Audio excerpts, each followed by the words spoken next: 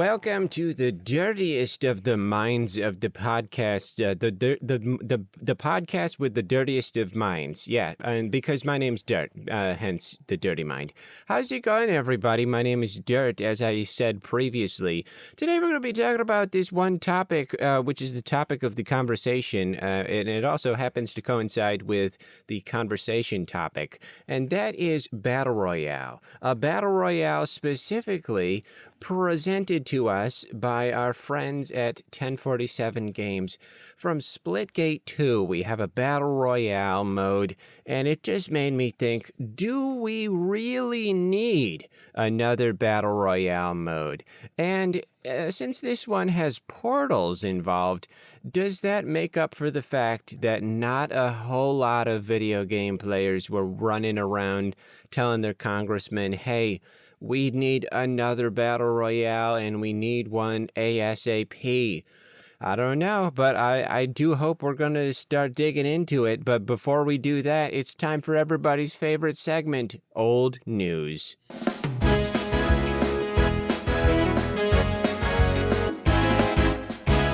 I got nothing new for you.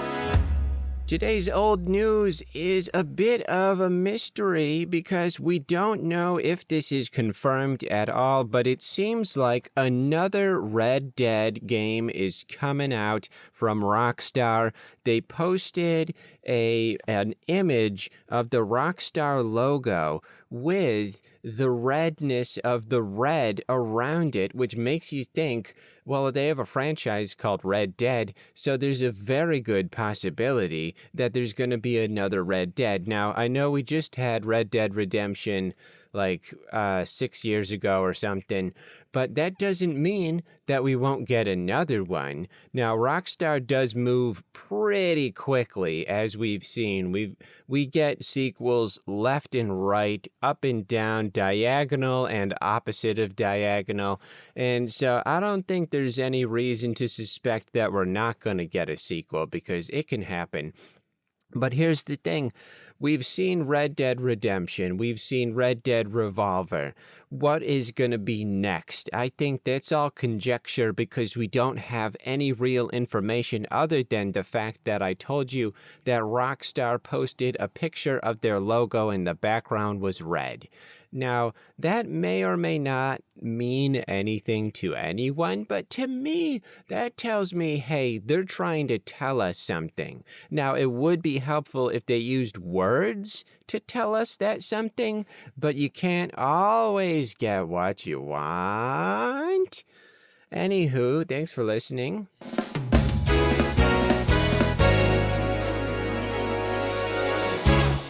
Welcome back. So if you haven't played Splitgate 2, it is a free game that allows you to shoot portals while you shoot your friends. It's pretty fun. You get the option. You can do both at the same time, I'm pretty sure.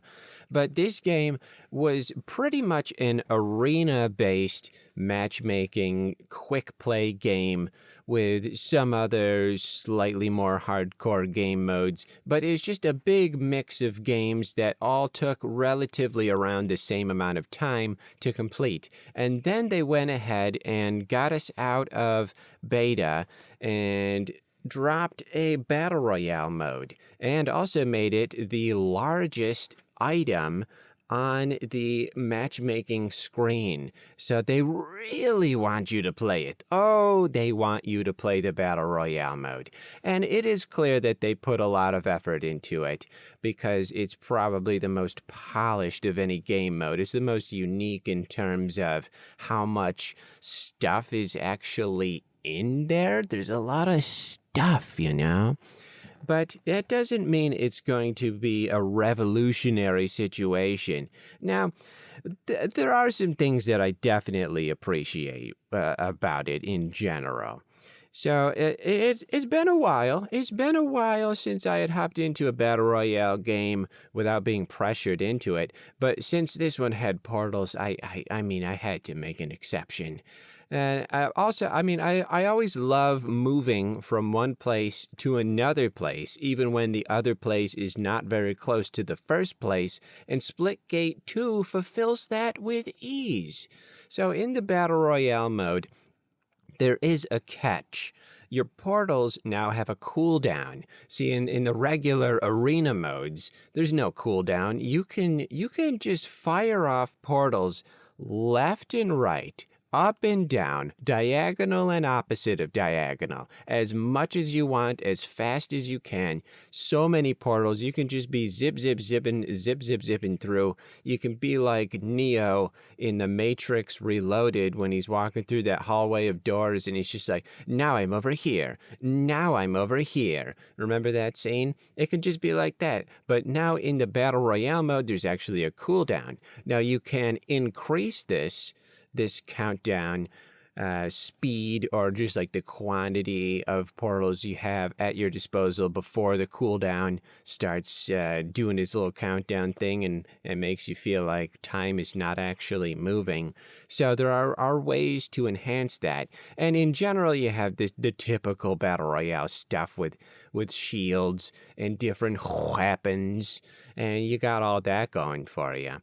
But it is a little bit of an odd decision, even though I get the idea that you don't want everybody just zipping all over the place in a battle royale where it's very much determines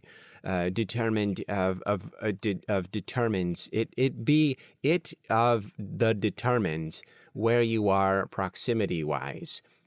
That was a full sentence, and I will not accept any slander against that sentence. And so there are many qualities that I do enjoy about it in general. The maps are not confoundedly gigantic. Okay, we have basically territories, medium-sized territories. They're separated into zones, and they're accessible by portals, of all things. Not the typical portal that you would shoot yourself, but the portals are just always there in the corners of the maps. And some maps are different. Some is just like a Y shape, or like a fork in the road, and some are just a big circle. Some are more like a rectangle.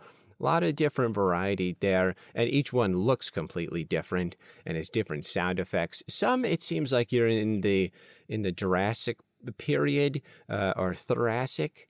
That's probably, it's the Thoracic. Yeah, that's what I meant to say, the Thoracic period. And there's a lot of weird sounds like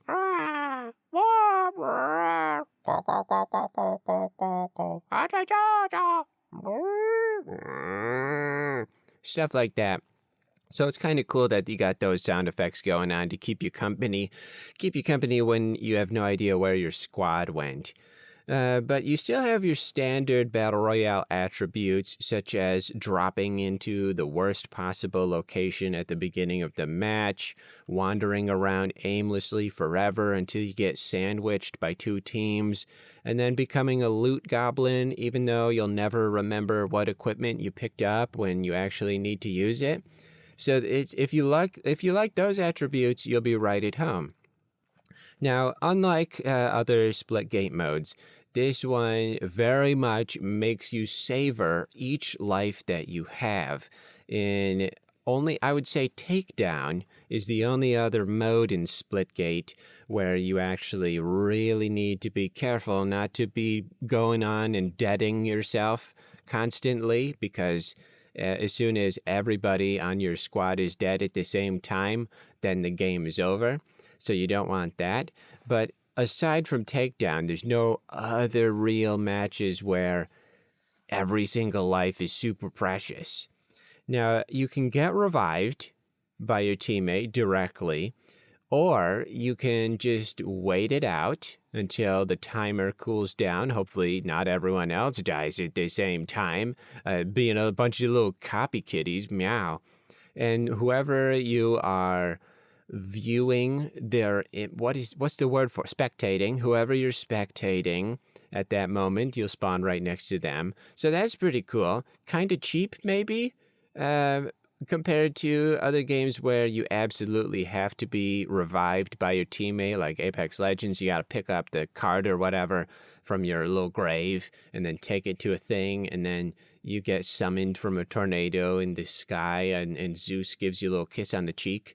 If it's something like that, then it's like, oh goodness gracious, you better hope your teammates are actually competent. But in Splitgate 2, you don't have to really worry about it so much. It just might take a little longer, and you'll spawn next to whoever you're looking at because you are actually super interested in the way that they're playing, and not because they have a super cool skin and you want to be their friend to learn how they got it. Nothing like that. But because each life is pretty precious, it feels like there's more weight to your decisions and there's more to celebrate with each elimination.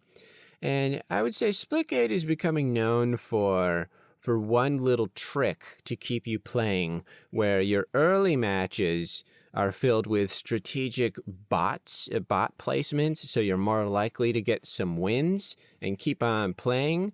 I don't think this has happened to me, though. I did happen to win my very first game, even though I didn't know what I was doing, but I think I'm just naturally gifted. Though it is definitely something that has been reported by many other players that they'll see more bots in the early games and then less bots as it goes on, and it gets much more difficult, and they're like, oh boy, I think we had some false advertising where they were making it seem like I was actually somewhat competent in a video game for once, only to have the rug pulled out from under your hooves and you slide out and you do a double front flip and you hit your chin on the corner of the coffee table and everybody's drinks spill. Of course, all of the drinks actually belong to you, so it's not as big of a deal, and there's nobody else actually in the house. So it's a real wonder how the rug got pulled. But you don't really want to question that at the moment, because the more prevalent question is, why is my chin still attached to my body when I hit it with such ferocity? I don't know, but I hope I find the answer to that. So in these Battle Royale games, matches don't seem to last nearly as long as in Fortnite or Apex Legends, partially because teams are pushed together within smaller areas, I would say, because of these zones that you got, and partially because it doesn't take all that long to lose. So in some ways, it's very similar to, say, Apex Legends. You drop down and you're like, okay, we're in the clear.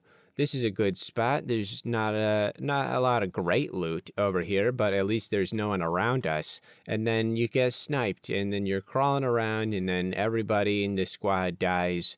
And then you start the game over, and you think, maybe it'll be different this time. Maybe it'll be better. Maybe my teammates will stick near me, and I'll stick near them. And we'll grow attached, and we'll have a bond similar to when you've been kidnapped and you've got Stockholm Syndrome. It'll be just like that, only goodlier. That's what you tell yourself, and it's never correct.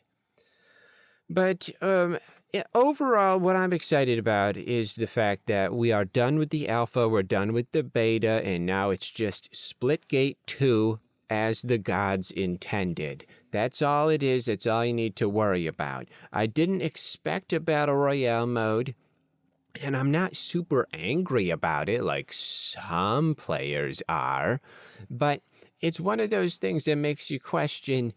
Now, they did put a lot of effort into it, but could they have been of doing other things with that effort, with that time, with that money, with the resources? I assume they dangle a bunch of bags of sour cream and onion chips in front of the developers, or cheese and sour cream, cheddar and sour cream and cheddar.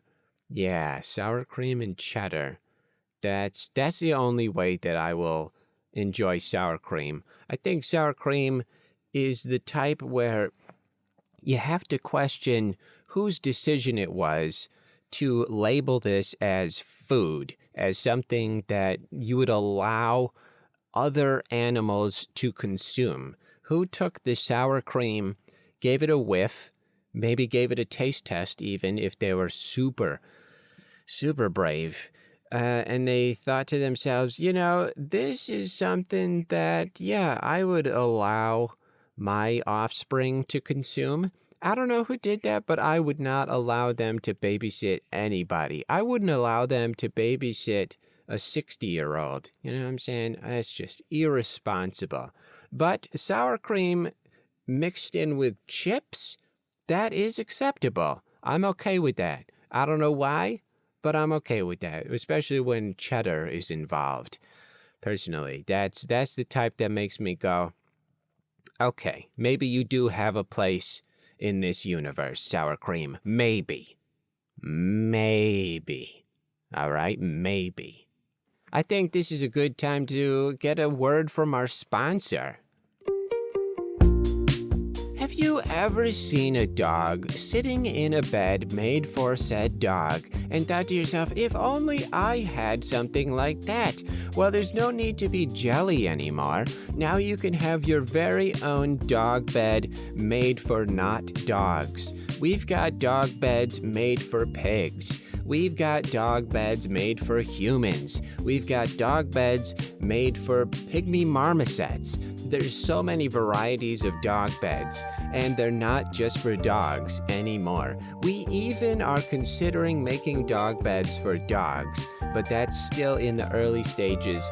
Actually, these stakeholders, they didn't want me to even mention that in the ad, but I'm just going to go ahead and mention that because it's so exciting, and I think a lot of doggos are going to they're gonna jump at that opportunity to get a dog bed that's made for dogs. That'll be really great.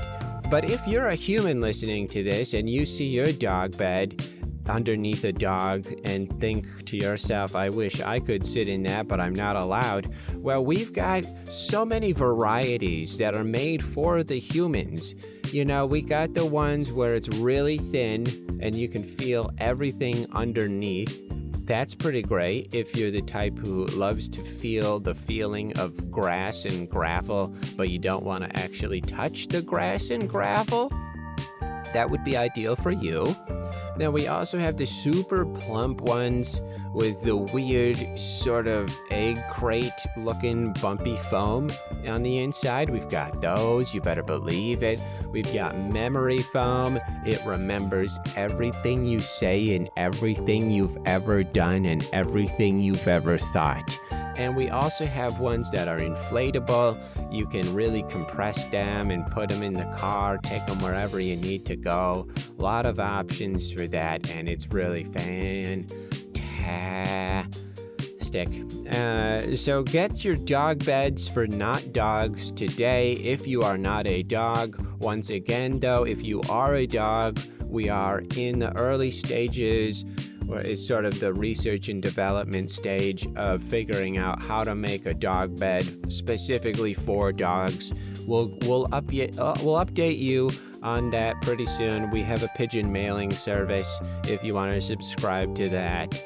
So keep your eyes and ears and noses and elbows and knees out for that. And have a day. Wow, I can't wait to get a dog bed for not dogs. That'll be a great idea for me to consume.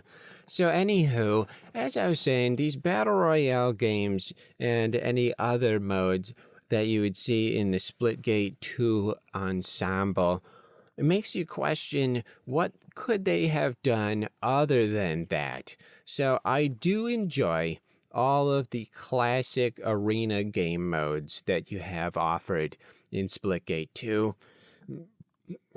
Sorry, I had a ton of licorice earlier. Oh, just a ton of licorice.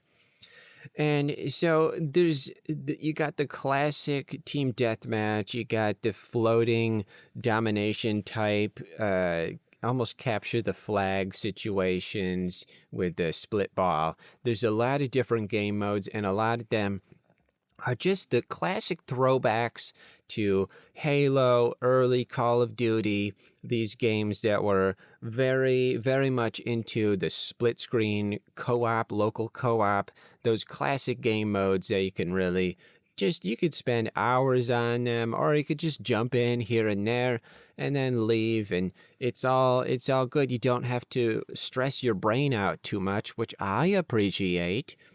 But there's definitely room for more unique modes. So Takedown is one that I definitely enjoy. I won't play it all the time, but I do like Takedown quite a lot because you really have to really strategize in terms of making sure that you are not dying when everyone else in your team is also dying.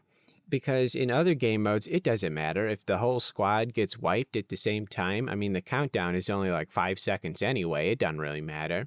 But in Takedown, if everyone is gone at the same time, boom, match has been lost, the round is lost, and you have one fewer chance to be crowned the champion. So I like Takedown, and I do like the idea of a game mode like Battle Royale, where you have more open areas, you have these different zones you can go to, you can upgrade your weapons, you can upgrade your shields and your perks, because you're basically starting from nothing. You just have whatever sidearm you decided, and then your abilities for whichever character you selected. And that's about it. That's where you're starting at. And in theory, I kind of like that, especially if it's going to be a longer game mode. But what I don't appreciate is sort of the lack of ingenuity when it comes to the foundation of a battle royale. Like, okay, you're dropping out of a plane, and in Splitgate, there's never been any floating vehicles before. But whatever. I can just bypass that. I can ignore that. And then the fact that everybody in your squad, once they're gone, then that's a game over. And that's it. That's the epitome of the game mode. There's nothing else that you're trying to do. I feel like there's so much more that could be there that's just right at the edge of their fingertips. They're reaching a little bit, but they spent too much time on the Battle Royale mode, so now there's no more time for any of the other mode. So what I would propose, because I am a solution pig, I'm not just a problem pig. I don't just bring up the problems and say, here's a problem, and then I walk away and I do a little shimmy, and then I eat some raw spaghetti. That's not what I'm doing, and that's not what I'm ever doing. So a potential solution could be, all right, let's take the elements of a battle royale, which everyone can really sink their teeth into when compared to arena modes, which are, we have a lot of loot goblins out there, so let's keep the loot, let's keep that concept, but let's not make the only quest be the last ones alive. That's it. I feel like it's overplayed. And it's sort of a pun, because when you're in a video game, you're playing it. And I said overplayed. And so you play a video game. So overplayed is like, wouldn't you want it to be, wouldn't play be good? But no, play be not good in this situation. So sort of joke adjacent a little bit. But just look at the other game modes that are out there, like Search and Destroy. You got 1 or 2 areas that you got to go to. You got to plant a bomb and then run away and make sure that no one defuses that bomb. That's really nice, because you got someone who's carrying the bomb, and then everyone else has to protect them. And if teamwork does not prevail, then, hey, you're not going to win, and you're not going to be able to brag to your auntie that you were good at a video game once. And that's too bad. And then you got other game modes like Split Ball, where you got the ball or several balls. There's like 3 that you need to capture, and you can go to the enemy's side and you can take the ball, and retrieve it, bring it to yours, or you can ignore it and just try to get the new ones that pop up at different areas, or you can just be on the defense. There's a lot of different options. But in a battle royale, what are you doing?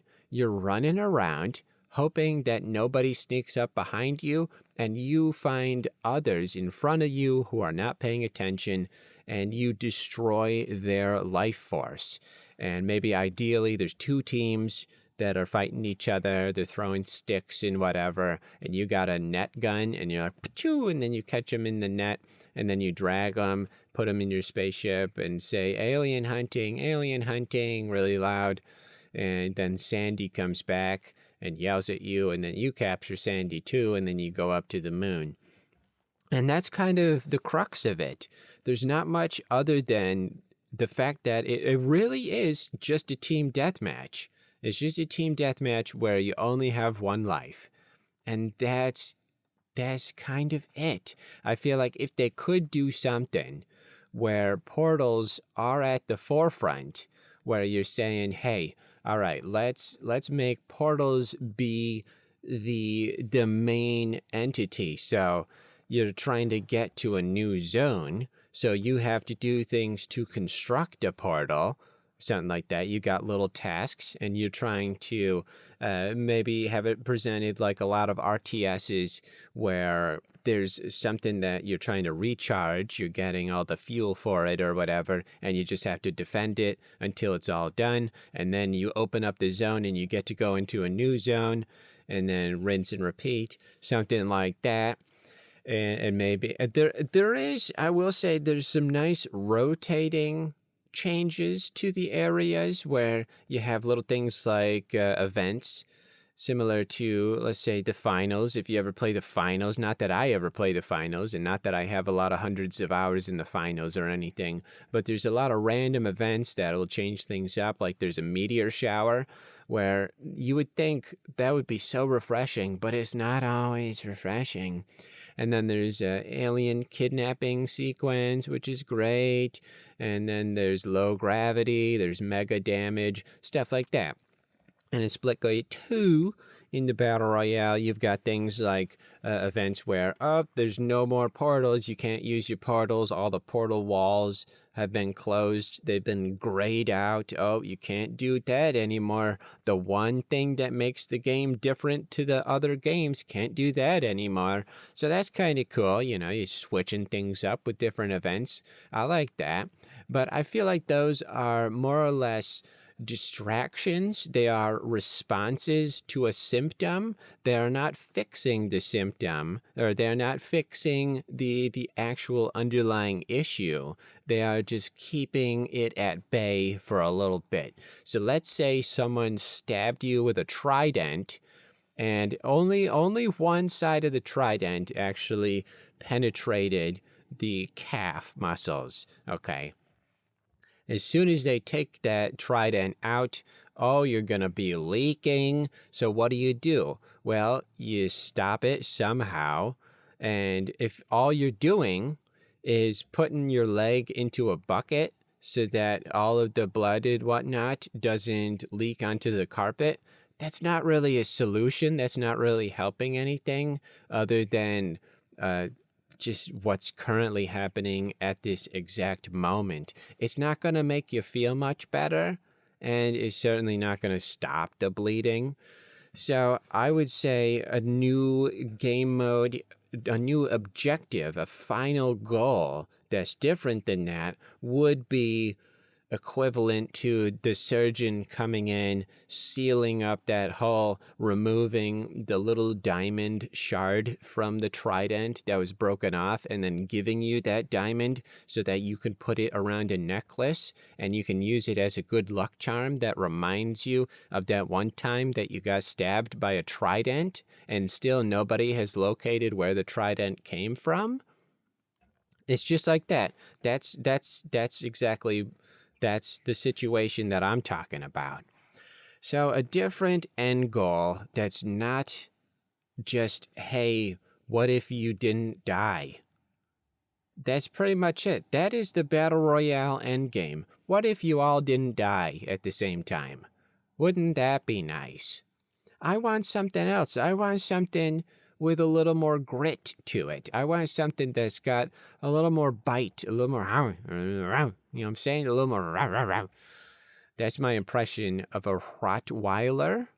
They make those noises sometimes. You know? I think I'm pretty good at that, actually. That one wasn't as good, but it's still acceptable, I would say, because no one is paying me for my doggy, what is it called? Impersonations. That's kind of a funny word, impersonations. But you can do an impersonation of anything. It doesn't have to be a human. Impersonation implies person because it's right there in the word. But maybe it's not impersonation. Maybe it's impression. Impression is the word I'm looking for because it's not human. It's not human. I'm not human. Why would we have any human connection in there? So impression. I can do impressions of doggos. There we go. That makes me happy to have solved that problem. See, this is example number 17,000 of why I'm a solution pig. I wonder if there's a word that's a synonym for solution, but it begins with a P, because I like the alliteration of the comparison of problem pig. I'm not a problem pig. I'm a possibility pig. I make the possibilities. You know what? I don't do this very often, but I'm going to go ahead and I'm just going to search right here and now. I got a computer in front of me. Okay, so solution. I'm going to look up synonyms for solutions, and all I'm getting is three things: explanation, quick fix, result. That's no. Maybe solve? Solving? Solve, because I make the solving. That's more of a verb. But let's see. Nope, nothing with a P. Explain, figure out, settle, decide. I don't think it exists. If anybody comes up with a word that can be somewhat synonymous with solution, but it begins with a P, please let me know, because I would love that to be my catchphrase when I'm in job interviews or wherever. It would actually come in handy. Not a problem pig. I'm a possibility pig. And I think that sort of works. In the meantime, until I come up with something or someone else comes up with something that's a little better, I think that'll work. Yeah, I think that'll work for now. So back to the main question of, do portals make Battle Royale better? That's a good question, and I'm glad you asked that. So I think portals in this instance do make it a little better because we've got such large areas. Now, only, I would say, probably all the zones do have areas where a sniper rifle type weapon would be beneficial, but there is a good amount of areas where it's a little more closed off. I don't know if I'd even use the phrase close quarters. There's some interior stuff, but it's all, I would say, medium-sized. But having the portals available so that you can flank when you see another squad, or you can escape really easily, but you don't have that crutch all the time because we have the portal cooldown and such. I do think it is better, and it could just be the fact that it's been a while since I played a Battle Royale, and when I'm playing Battle Royales, I'm usually on the defensive more often because it's very easy for me to be caught off guard and realize, oh my goodness, there's 300 other players in this server, and I was just over here staring at a windmill for 3 minutes. And I'm getting sandwiched by 3.5 teams. Oh, I should get out of here, but I don't know how to get out of here. I would jump on this tractor, but it doesn't actually move. It is only decorative. So in that instance, portals are really nice. And it also works with the separation between the zones. And I get the strategy and the reasoning behind having the cooldown for the portals. So, I do think, even though Battle Royale is a bit of a tired mode, is just an option, you know? In Splitgate 2, it's just an option. Sure, they want you to play that mode more than any other mode, but it's still just an option. And I appreciate options. I sure do. So, I think it's a good time for the lucky color. Today's lucky color is Imperial Purple. It's a soft pinkish purple that is very pleasant, and I would have thought with the name Imperial that it would have been more aggressive and dominant, but no, it's pretty nice and soft. The hex code is AD79A6. That's AD79A6. For some reason, that particular hex code makes me confused whether or not I'm saying it right. Probably because a lot of those letters / numbers, had a whole lot of licorice earlier. A lot of those letters and numbers have other letters and numbers that sound like it. Like when you say D, it sounds like you're saying T or C or B or E. And then when you say 7, you might be thinking you're saying Z because it looks like a Z. It's just missing the bottom part to balance it out. So it's a bit of a confusing one, but that's why I put it on the screen. If you're watching on YouTube, you can look at the hex code and you don't have to just rely on your interpretation of the words that I said just now. That's nice to have that safety net there. So I would suggest anyone who's interested in unique first-person shooters to check out Splitgate 2. Check out the Battle Royale mode. And if you like it, that's fantastic. Here's the thing. I was kind of not at all interested, and then I played it, and I think I got my fix for a short term. And a lot of folk were asking me, is it fun? And I was over here thinking, yeah, I did sort of enjoy myself, even though I didn't want to enjoy myself. And that, I think, is indicative of a situation where you sort of need to put your bias on the back burner and just play it. Just see what happens. It's a free game. They have some weird stuff for their battle pass it costs way too much money for what you're actually getting, and it's all just cosmetic, but whatever, to each their owns.